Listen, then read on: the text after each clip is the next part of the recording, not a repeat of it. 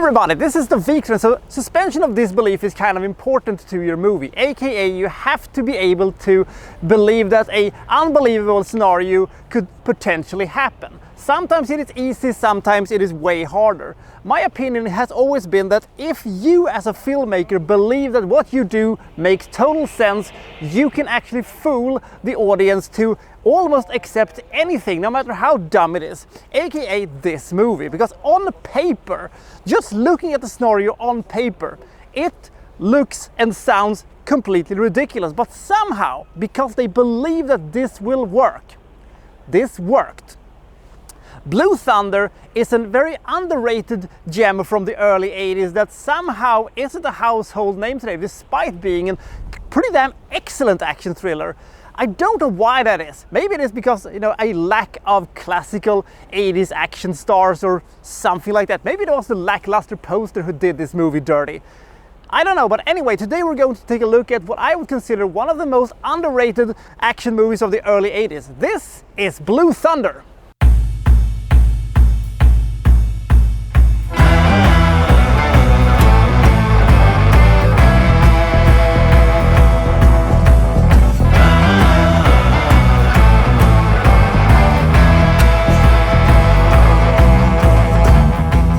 Plays Murphy, a helicopter police officer in Los Angeles. He has just gotten himself a new partner, and they are selected to test a new helicopter nicknamed the Blue Thunder. They get sent into this test facility out in the Mojave Desert, where they have developed this technologically very advanced helicopter that also comes with a lot of firepower. How powerful is this? Well, it has a modem. Wow! It has a phone. Whoa! It has the ability to record voices. Whoa! And it has the ability to record videos. Say it ain't so. There is some guy who says, with half a dozen of these bad boys, you can basically run the entire country with all of this, high tech and stuff like that. And to that I said, no. It is basically lines like that that you have to sort of ignore if you're going to be able to, appreciate this movie. Because these are basically technologically advanced gunships, and Murphy doesn't really like the idea of them using that in law enforcement practice. He's also not happy about the fact that Cochrane is, running the Blue Thunder project. Cochrane and him were once upon a time kind of war buddies. He was, his superior officer, and, they left each other on acrimonious terms and stuff like that. And he feels that this is too much power to, wield for the LAPD, but they, still want to try, and see what the Blue Thunder can do, because it is a very good helicopter. Now, what were they actually going to use this thing for? Well, they're talking about, to use that for, crowd control and stuff like that during the upcoming Los Angeles Olympics. Wait, what? You're going to use what is basically a gunship against, crowds who get, angry because, their favorite track and fielders didn't win gold for 200 meters? Get the fuck out of here. Again, one of these things that you're going to have to ignore in order to, appreciate this movie.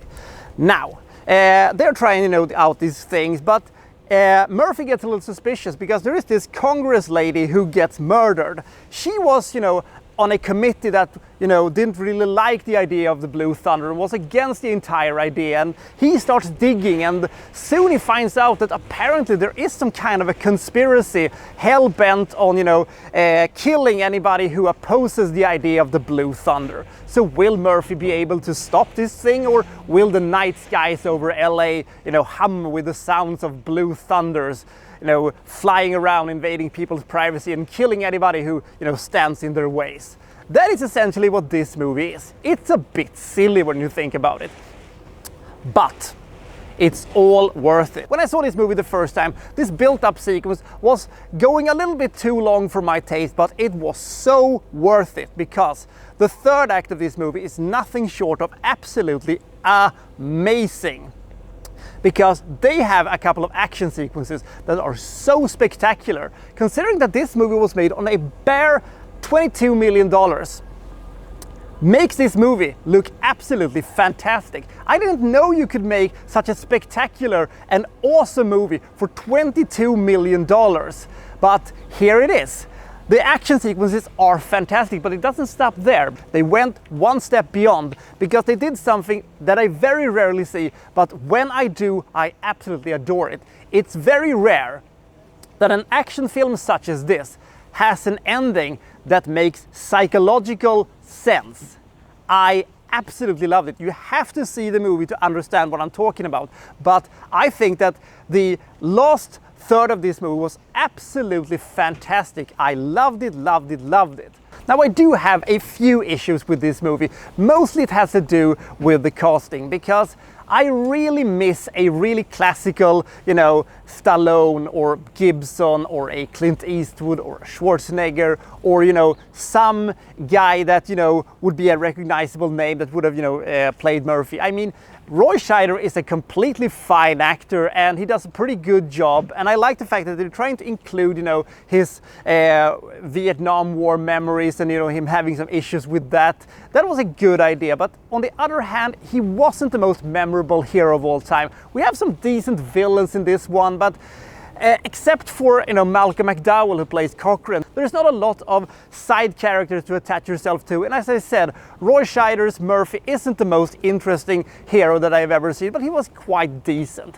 And also, my God, is it refreshing to see a movie with this kind of a concept that clocks in at under 2 hours, way under 2 hours actually. And some of the sequences in this movie is, as I said, absolutely breathtaking, and God knows if they could even have done that today. If they would have done this movie today as a remake or something like that, it would not have been about helicopters, it would have been about, you know, drones and stuff like that. But, and also all the sequences with, you know, the helicopter and stuff like that, it would have just been, you know, CGI, which, you know, would have made the movie look less real, because this movie's ending felt so real and so powerful, and I absolutely adored it. If you've never seen Blue Thunder, this is a movie that I really recommend you to watch. It is a very good, very underrated movie that doesn't feel quite like a classical 80s action movie. It doesn't have, you know, the big shootouts, and it doesn't have the catchphrases, it doesn't have, you know, the humongous big explosions. It feels real, and it feels bigger by being smaller. And if you've never seen this movie, I really recommend it. It has a bit of a built-up phase to it, but it will all be worth it. Blue Thunder is a tremendous action thriller. I give this movie 82 points. It is a very good, very suspenseful, and very spectacular action film. On paper, the story makes no sense and is quite dated, but if you can just accept that, you will have a great time, and I absolutely love the ending. It has a different tone and a different atmosphere than what you're probably used to when it comes to this type of movies, and if that feels like your wheelhouse, you will probably absolutely love Blue Thunder. So we'll see you next time for, well, so and so reviewing, well, such and such. Thank you for watching. Thank you very much.